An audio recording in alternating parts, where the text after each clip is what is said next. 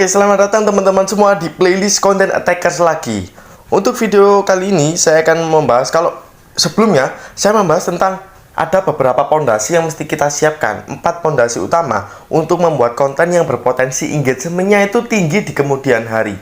Jadi meskipun kita udah posting konten, kita tinggalkan beberapa waktu, itu engagementnya akan mengalami peningkatan yang sangat signifikan.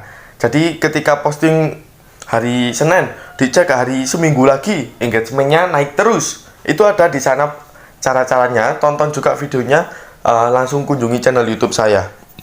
Untuk video kali ini saya akan memberikan gimana cara saya untuk membuat audiens konten saya itu bisa lebih lama menghabiskan waktu di YouTube saya, di Instagram saya, di TikTok saya, di semua konten saya. Gimana caranya? Akan saya bahas di video kali ini. Nah, kenapa kita harus membuat audiens itu berlama-lama menghabiskan waktu mereka di sosial media kita ataupun di konten kita? Ambil contoh paling simpel, kalau misalnya teman-teman lagi di mall, gimana caranya mall tersebut akan mendesain, misalnya kayak teman-teman keliling di supermarket, gimana caranya supermarket tersebut membuat pelanggannya itu berkeliling supermarketnya itu lebih lama, menghabiskan waktu lebih lama di sana, maka potensi membelinya jauh lebih besar kalau misalnya mereka melakukan itu. Nah, kita juga melakukan hal yang sama ke konten kita. Gimana caranya membuat audiens itu betah berlama-lama di konten kita. Ada juga benefit ketika benefit yang akan kita dapatkan ketika audiens itu berlama-lama di sosial media kita. Contoh yang paling bagus untuk perkembangan yaitu engagement. Engagement di sini bisa berupa watch time.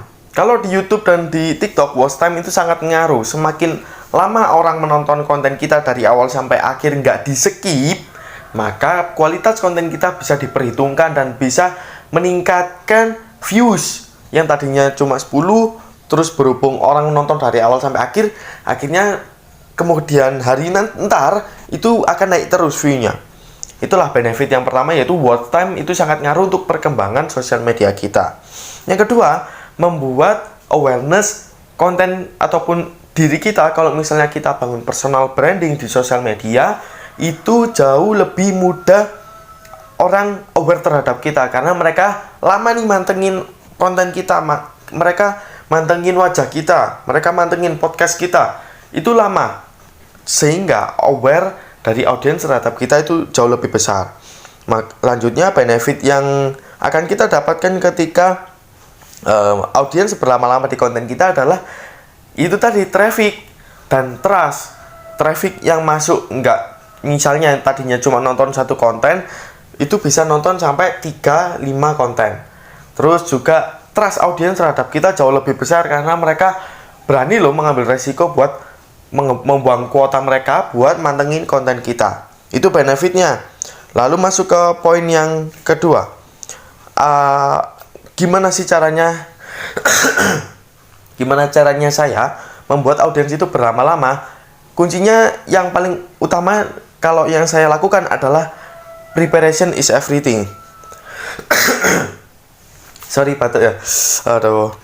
Seperti quotes dari Pak Wisnu Tama, di mana beliau sudah berhasil membuat mahakarya yang begitu banyak.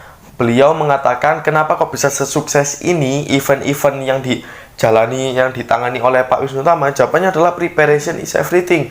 Jadi kalau mau mendapatkan hasil yang maksimal juga, maka persiapan juga harus kita maksimalkan. Nggak bisa salah-salan. Atau juga nggak ada salahnya kita melakukan persiapan. Akhirnya saya coba adaptasi quotes itu, saya masukkan ke dalam konten saya. Jadi ketika saya membuat konten kayak gini, itu saya sudah mempersiapkan nih. Oh, udah saya konsep di Brand Creator Book kayak gini. Kayak di sini ya, Brand Creator Book ini. Nah, udah saya konsep.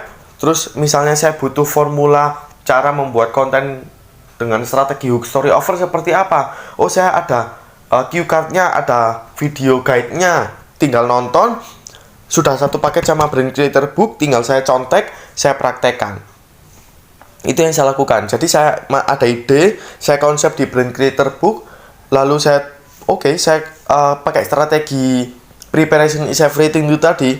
Oke, saya persiapkan, saya mau ngomong ini, oh ntar abis ngomong ini, oh ntar nge-shootnya kayak gini, ntar pengambilan gambarnya kayak gini, oh editingnya ditambahin kata-kata ini. Nah, itu yang saya lakukan.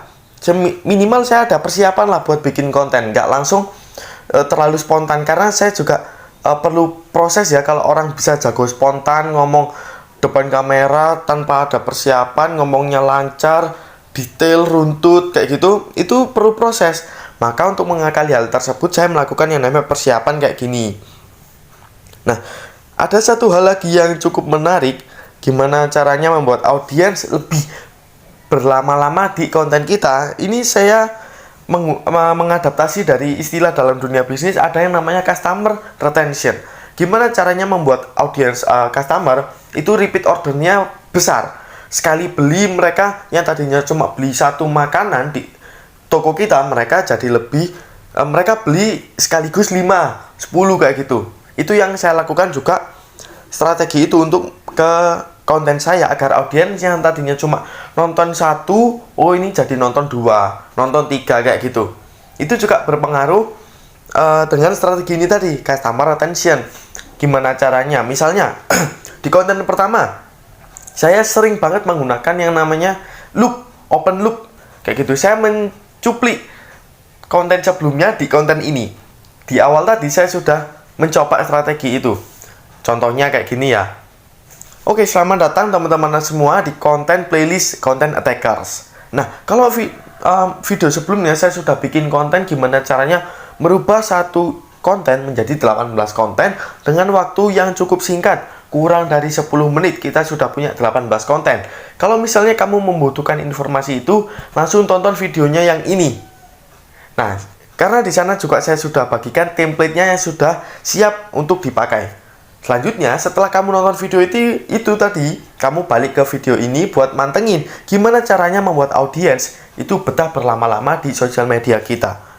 Nah, itulah contoh strategi dari dunia bisnis, namanya customer retention, yang saya adaptasi semodifikasi mungkin ke sosial media saya, sehingga audiens itu nggak cuma nonton konten utama ini, tapi mereka nonton konten sebelum ini, atau ntar di akhir saya rekomendasikan konten yang lainnya kayak gitu. Jadi mempromosikan, gampangnya kayak gitu. Selanjutnya, nah ini poin yang paling terakhir yang cukup penting membuat audiens betah berlama-lama di konten kita adalah jangan dipaksa. Jadi cukup kita menyuarakan, kita bagikan tanpa ada kata-kata perintah. Misalnya, kamu wajib nonton, kamu wajib subscribe, kamu silakan tonton ini, bla bla bla. Itu terlalu menyuruh. Gimana caranya kita coba deh merubah kata-kata ya. Mungkin secara bertahap kita inginnya orang langsung tas melakukan call to action yang kita pasang. Tapi orang nggak bisa langsung, apalagi kita belum dikenal banyak orang gitu ya. Maka yang harus kita lakukan, kita menggunakan kata-kata pilihan. Misalnya, oke, kalau misalnya teman-teman mendapatkan informasi ini bermanfaat, boleh kok untuk nge-like, subscribe, atau nge-share. Sangat diperbolehkan. Atau misalnya kalau misalnya teman-teman ingin juga mendapatkan ebook dari misalnya dari penulis, misalnya dari Gary V, itu ada ebooknya. Kamu boleh kok download ebooknya, linknya ada di deskripsi. Jadi kesan menggunakan kata boleh untuk misalnya buat saya yang masih pemula, yang masih merintis, masih belum dikenal banyak orang, itu jauh lebih masuk ke audiens daripada saya menggunakan kata wajib download sekarang juga kayak gitu. Itu jauh lebih efektif menggunakan kata boleh. Nah, itu tadi ya teman-teman, gimana cara saya untuk membuat audiens itu betah berlama-lama di konten saya. Yang pertama tadi sudah saya jelaskan ya, ada beberapa benefit yang akan didapatkan.